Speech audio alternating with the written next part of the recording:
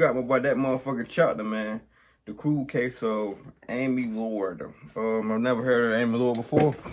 But this video kind of long, so we can go ahead and kick it off. And I got another video I got to do. I don't know, I really just got up kind of. Well, I ain't gonna say got up, but I bet you did a video like 2-3 hours ago. I just been contemplating watching movies and shit. Watching cartoons. Nigga, I'm a kid at heart. Still, nigga. Right now I'm watching Looney Tunes. Hold on. Space Jam.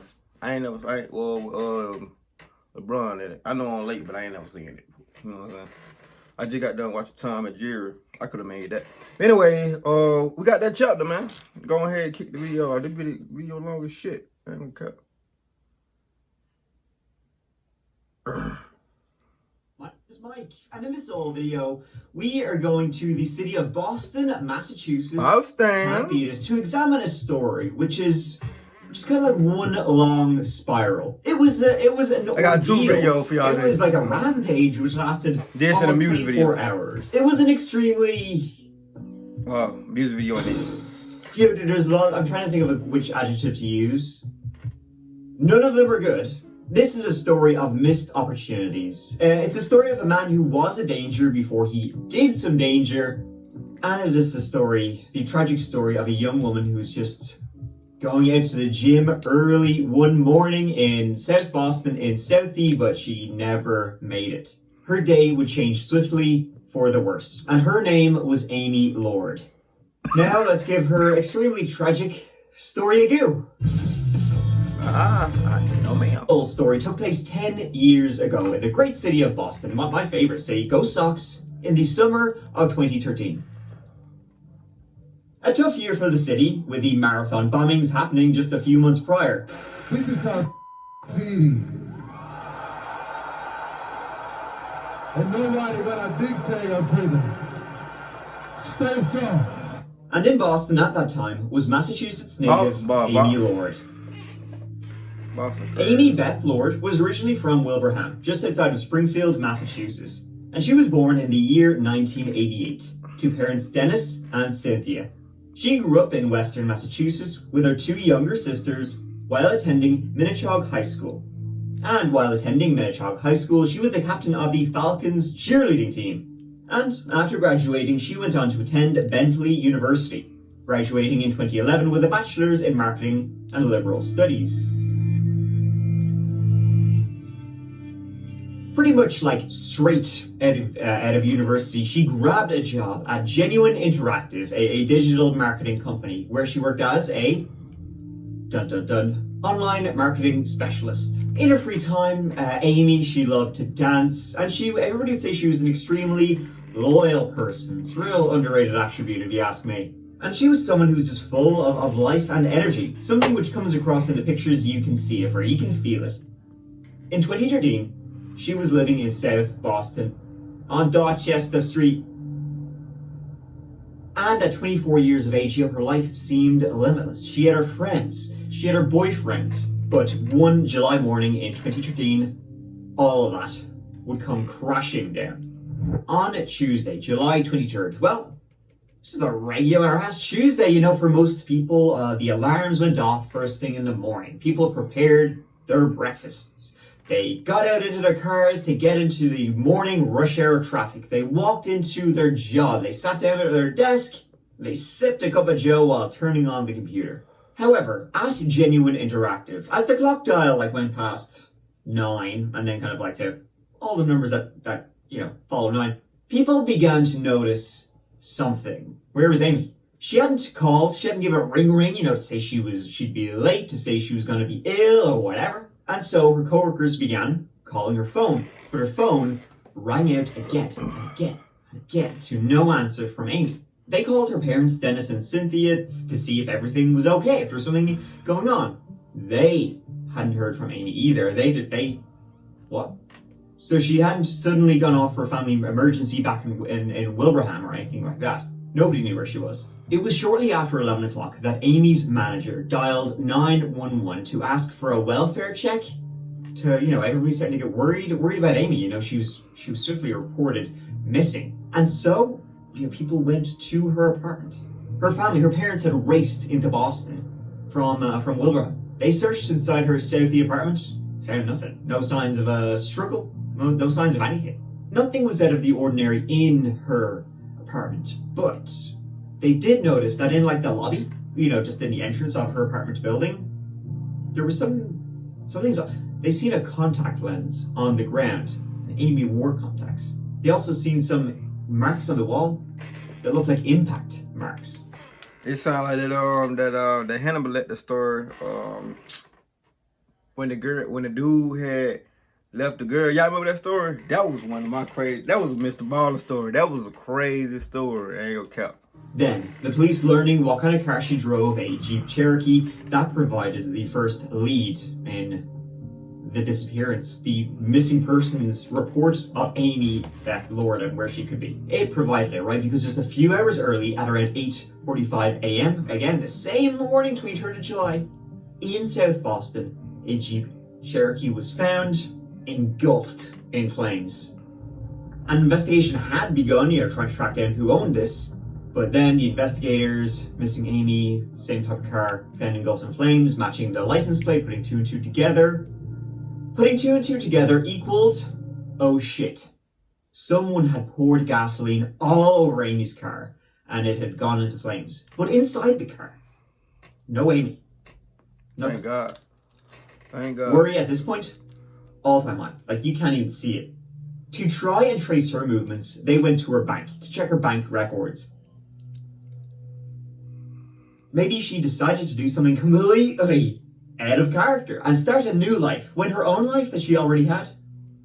It was pretty sweet. Checking her last transactions, she had made withdrawals that morning. A lot of withdrawals, totaling $960, which is kind of a weird amount to have taken. Yeah, that's... But it was bizarre. She had made these withdrawals between 6 a.m. and 6:47 a.m. from 5 different ATMs, starting out in South Boston before going all the way down to Dorchester.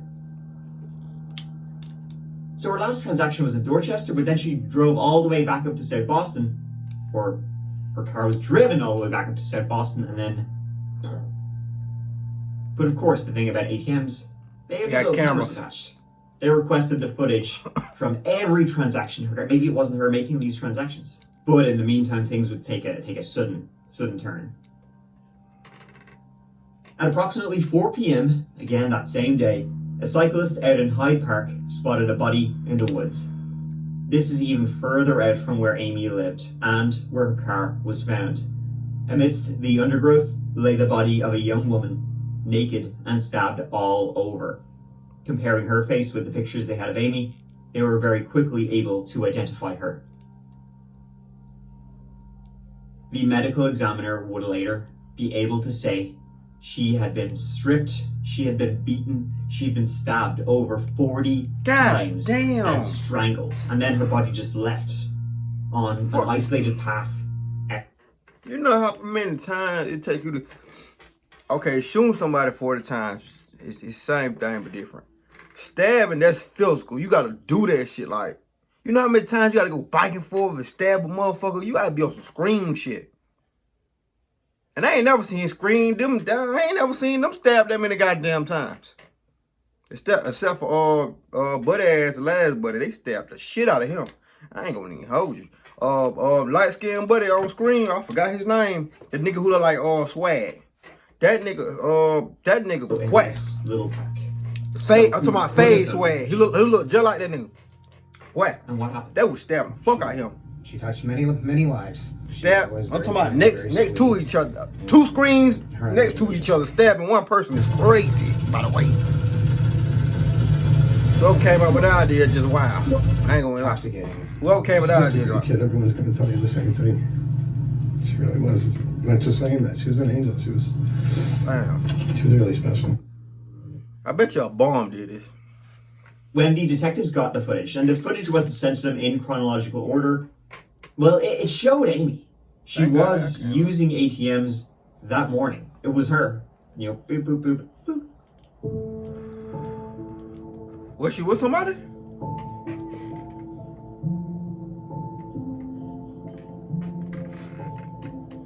The initial footage didn't show anything odd. She walks in, she takes out the money, she leaves.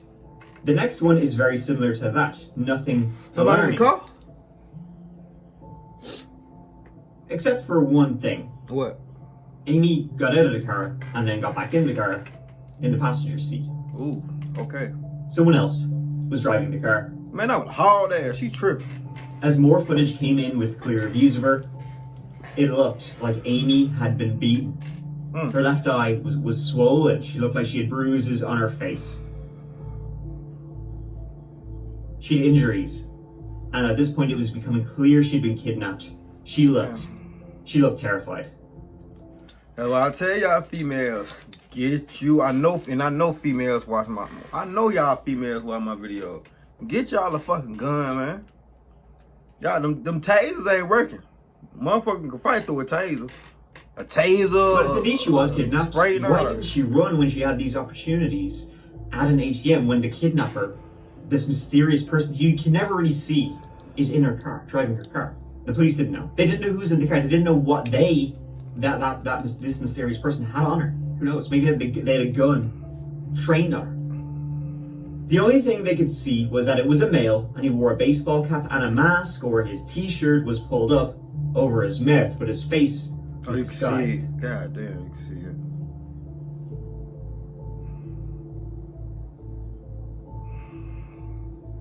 it. So someone had kidnapped Amy that morning, had forced her to withdraw money from various ATMs, only $960 now, mind you, and then murdered her and set her car on fire. Shit.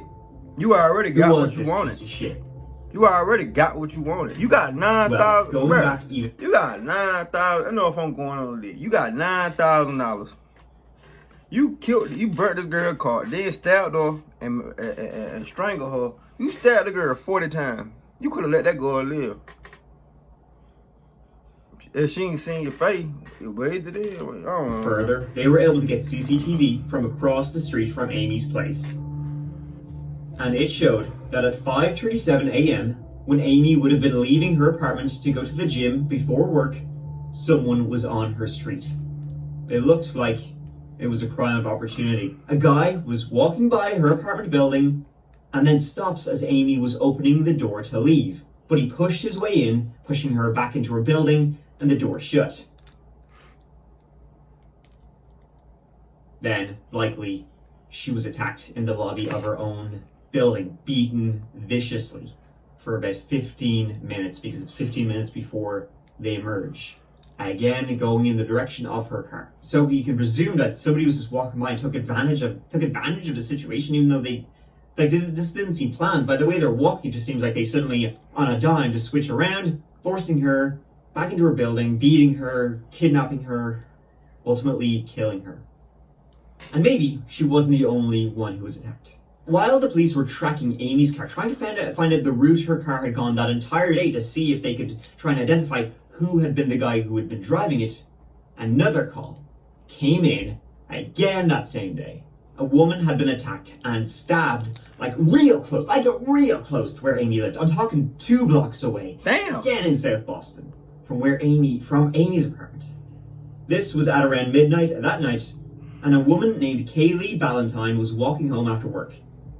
And as she entered the passcode to her apartment, she felt somebody come up right behind her and push her into the building. She cracks her head off the ground, and then this guy comes up on top of her and starts stabbing her while she's on the ground. As she lay on the ground, she was stabbed 5 times, and she's just screaming her head off. And y'all female gotta look around at y'all surroundings when y'all going in the house by y'allself, and especially if y'all stay by y'allself.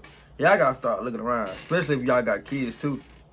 Y'all gotta look around, tell your kid, look around, make sure nobody ain't coming behind y'all, all that type of shit. Get cameras too, man. Stop to take all her stuff and just leave her alone, and she's kicking him off the entire time. She manages to kick him off. At one point he goes flying and he falls down, at which point this attacker flees. Her roommates then, hearing all this commotion, they ran down the stairs, they find her, they dial 911. Kaylee was rushed to hospital, and she was able to describe her attacker. Hispanic, wearing a dark shirt, Red Sox hat on. And outside her house was a trail of blood, and not Kaylee's blood by the looks of it. It looked like the attacker had probably stabbed themselves. CCTV would Dumbass. show a man walking away from Kaylee's place with his t-shirt wrapped around his left paw. As in, he was probably right-handed, like the majority of the population. He was attacking her, and he managed to stab himself in his left hand while he was going buck wild on a defenseless woman who was lying on the floor. And as Kaylee was getting treated in hospital, in the lobby of that same exact hospital, her roommates saw a guy who matched Kaylee's description of her attacker. He was there to receive treatment for a cut-up hand. They called the police. This guy matched the CCTV footage. Know how dumb you gotta be. His name was Edwin J. Alamani. He did He it. was taken into custody then and there. When questioned about what's up with a busted wing, he said he got into some kind of altercation with a guy at a gas station. Fucker came out of nowhere. Yeah, and I agree with you, girl. We leave and you go down to the gas station. That's where the altercation occurs. Correct. Can you give me the best description you can of this person? I know you said he was a black male, but a clothing description, approximate age, height, weight. He gotta be black, bro. He couldn't be white. Gotta be black. Of course, like looking into this altercation, no such thing.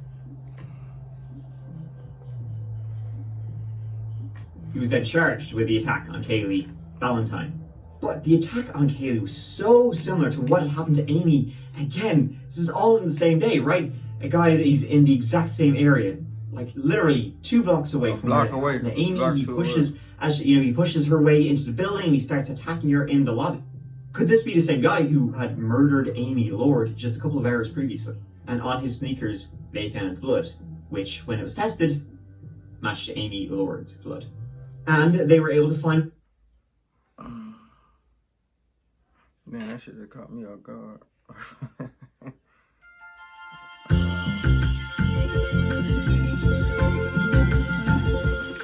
This is for this footage. See, this was Edwin driving Amy's car after he murdered her in the woods, and he was getting gasoline to set the car on fire that morning. The footage was way too grainy to identify him, but you can see he meets with someone. Well, they tracked that someone down via witnesses, and they confirmed it was Edwin who got out of Amy's car. Dun, dun, dun. Or, well, Edwin wasn't, or rather, hadn't been. About an hour before Amy was attacked that morning, another woman, Alexandra Cruz, was walking to work. She was walking in South Boston an hour before Edwin pushed his way into Amy Lord's apartment. Walking down the street, she was decked in the face by Edwin. Randomly, he knocked her lights out. She went unconscious for a second, and he dragged her into a parking lot, and he started choking her out. He said, you know, if you keep screaming, I'm gonna kill you. I mean, it sounds like he already was killing her. Alexandra, she managed to struggle with him and eventually flee. She ran across the street when Edwin shouted to her across the street, "I fucked up," and that he was looking for someone else. He'd gotten the wrong person. She ran to work, called the police, and Edwin would be identified as the man who attacked her the day after he was arrested. That was 3 women in South Boston in less than a 24-hour period. Tonight we've learned a Suffolk County grand jury has returned an indictment against the man accused of killing 24-year-old Amy Lord. Investigators say 29-year-old Edwin Alamani abducted the Wilbraham native as she was leaving her South Boston apartment in the early morning hours of July 23rd.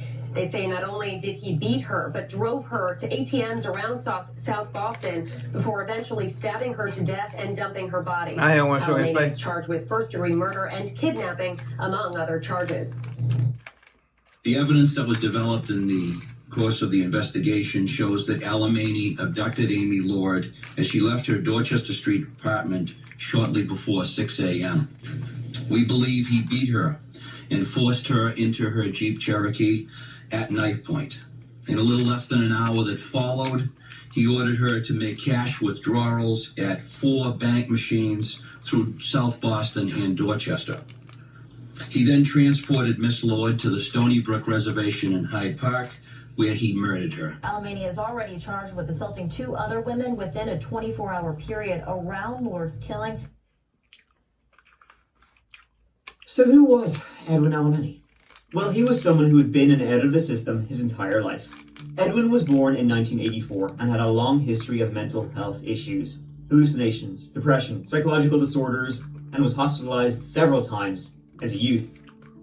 He was in the Department of Youth Services till he reached 18, at which point it's like, all right, not our problem anymore. And then he promptly tripped all his medication and went from psychiatric hospitals to jails, in and out for the rest of his life. Over a 10-year period, he was arrested 14 times. Damn! For trespassing, for assault. He threatened to kill himself, to kill others. He stole. He did all sorts of stuff. But in the meantime, he had a girlfriend, a daughter, and was apparently a loving son, according to his family. There seemed to be no rhyme or reason for why he did what he did. Ain't none. He attacked Alexandra and then attacked Amy. With the money he stole from Amy, he paid his goddamn bills, because the last thing Edwin wants is to actually get in trouble for not paying bills, right? He bought a new phone, lottery tickets, booze, Chinese food, and then he got shit-faced all day. He later got into an argument with his girlfriend, likely because he was drunk. He stormed out, and then he came across Kaylee Valentine. Edwin Alamany quietly responded not guilty to the 20 counts he faces. The most serious, the murder of Amy Lord. The homicide of Amy Lord, Your Honor, was savage and brutal, but it was not the beginning or the end of the defendant's violence spree. As Lord's friends and family wept in the courtroom, prosecutors told the magistrate about a disturbing pattern of violence. All four victims were young women. These attacks, Your Honor, each one that I've described today, were all blitz-style physical assaults where the victims were immediately overwhelmed with violence. Edwin Alamany was charged with first-degree murder, armed robbery, aggravated assault, battery, attempted murder, attempted rape, and a number of other charges. In jail, he attempted to end his own life. In 2015, Edwin went on trial for his crimes. The trial lasted 3 weeks. I just got hit out of nowhere in my jaw, and I got knocked out for a second. I woke up and I was being dragged into a parking lot. Edwin's defense was insanity, that he was severely mentally ill and was not in control of his actions. Suggest to you that on July 23rd and 24th, Edwin Alamany was a profoundly sick individual. That he was insane as that term is understood the law. He did not bear criminal responsibility for what he did. That this was an illness that is reflected in it is not simply an antisocial personality. It is a deep psychotic illness that has persisted for a lifetime. The doctors there knew that there were serious problems, and they had to be addressed. But then he turned 18, he aged out. Take a look at this case as American citizens who are judging another American citizen in a country of laws. If you believe that at the time of the offense of these crimes, that he absolutely did not possess the requisite criminal responsibility to be found guilty, I ask you to find him not guilty by reason of insanity, and I ask you to let the court system take it from there. Thank you. That defense was rejected. Damn. Dumbass. 3 victims, 1 defendant. Not 4 victims. Not any victims of the system. 3 real victims, 1 defendant. Alexandra Cruz, 22 years old, brutally attacked on Old Colony Way and Old Colony Ave in South Boston. Kaylee Valentine, 21 years old, brutally attacked and stabbed 57 Gate Street in South Boston. Amy Elizabeth. I just want to say for the record too, everybody got mental issues. Everybody get depression. Everybody bipolar. Everybody have anxiety. Everybody. Man, you may like it or not, but every single body have depression. And much as people try to, you know what I'm saying, make fun of it and all that shit, bro, everybody got depression. Everybody. But you don't see nobody out here going just random go kill people too though. So unless you ain't, you know what I'm saying, ain't talking right, you can't plead the sentence. 24 years old. Why did this happen? Why did this happen? Because of one man, this defendant right here, Edwin J. Alamany. He don't even want to show his face. Because of this selfish man, Amy Lord is gone. He is not a victim in this trial, ladies and gentlemen. This is not a failure of that system. Yeah. This is the culmination of a failed life, his life. Today is June 5th of 2015, ladies and gentlemen. Almost 2 years since this defendant committed these blitz-style attacks. Almost 2 years since he brutally took Amy Lord's life. Okay? And it's still not enough for Edwin Alemany. It's not enough for him. It's not enough to be the defendant. He also has to be the victim in this case. Okay? How many women have to be attacked for it to be enough? How many? How many women have to be stabbed for it to be enough? How many? Okay? It wasn't enough just to rob Amy Lord of her money, of her hard-earned money. Okay? When is it enough for Edwin Alemany? Today it's enough, ladies and gentlemen. You've heard enough. That testimony alone, about Edwin. He got life. He got life. He got life. He was found guilty by the jury. What say you, Madam Foreperson, on indictment 2013-11163, offense 001, charging the defendant Edwin Alemany with murder in the first degree? Is he not guilty by reason of insanity, or guilty of murder in the first degree as charged? Guilty. Bam. Under what theory? All of them. That nigga gone. The members of the jury hearken to this verdict as the court has recorded it, and you, upon your oath, to say the defendant, Edwin Alemany. Edwin was sentenced to life in prison without the possibility of parole. No further comment from Amy Lord's family. Her mother summed it up. The reality is, for us, there will never truly be closure. There will always be an unimaginable, unrelenting pain caused by a senseless act of violence. An appeal in 2021 was rejected. Oh, he got some balls. And there you have it. A cruel rampage that lasted. Yeah, that was a crazy story. I ain't gonna count, man. That chapter, man, you did it again. I ain't gonna count. That was a crazy ass story, though, man. I wish she really could have just ran, though. If she would have just ran and said, fuck that gun. Sometimes y'all females, y'all in a situation like that, y'all just gotta haul ass. I ain't gonna count. Don't never let them get you to the, well, in that case, it about 4, 5 of them. Don't never let them get you all to the second location. They don't tell them what they gonna do. Anyway, that being said, I got 2 more other videos to do. I just thought about I'm finna do another video. I got 2 more videos to do, so man, I'm finna go ahead out. That being said, see y'all motherfuckers on the next video. Let's ride in.